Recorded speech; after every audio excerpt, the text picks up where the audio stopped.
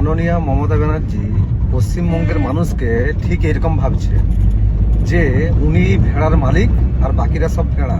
আর তাই প্রথমে উনার কিছু বক্তব্য শোনাই আপনাদের।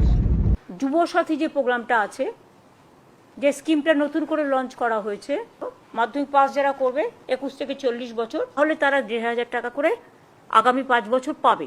আর তাই শুনলেন কিভাবে ধার্য করে দেওয়া হয়েছে যুব সমাজকে এবং মহিলা সমাজকে। তাহলে ওনার আরেক মন্ত্রী তার বক্তব্যটা শুনবেন কি বলছে, শুনুন তাহলে।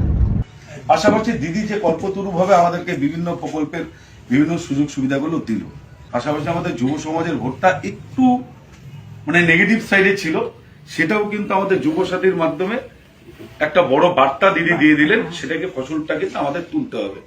আজকালকার ইয়াং ছেলেপেলের একটা বড় পার্সেন্টেজ পানটান খায় বেড়ায়, তাদেরকে ওই জায়গাটাই হিট করতে লাগবে।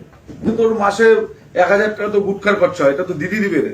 শুনলেন তাহলে, গুটকা খাওয়ার জন্য যে 1,000 টাকা 1,500 টাকা যে দেওয়া হচ্ছে, মমতা ব্যানার্জি যে দিচ্ছে, সেটা নিয়ে খোলাখুলি বলছে যে হ্যাঁ, এই যে 1,000 টাকা বা 1,500 টাকা দেওয়া হচ্ছে, এটা ফর্ম ফিল আপ করার জন্য নয়, এটা কোনো ব্যক্তিগত কাজে লাগানোর জন্য নয়, এটা গুটকা খাওয়ার জন্য।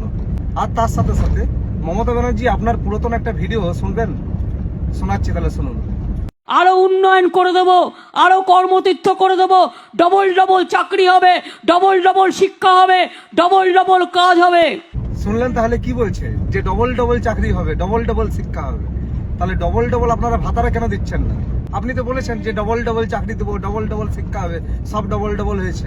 আর তাই মানুষকে বোকা বানাবেন না, মানুষ সচেতন হয়েছে, আপনাদের উচিত জবাব দেবে। এবং আপনাদের বিধায়ক বিধায়িকারা, আমি ঝাড়গ্রাম থেকে বিলং করি, কোন চিত্র সাংবাদিকের অ্যাকাউন্টে, কার বইয়ের অ্যাকাউন্টে কত টাকা রেখেছে, কে ফরচুনার কিনেছে, কার হাতে দুটো iPhone 17 আছে, সব আমরা জানি। সঠিক সময়ে সঠিক তথ্য দিয়ে করে আপনাদেরকে সমাজের কাছে আপনাদের মুখোশটা কিভাবে খুলতে হয়, সেটা সময় কথা বলবে। নমস্কার, জোহার।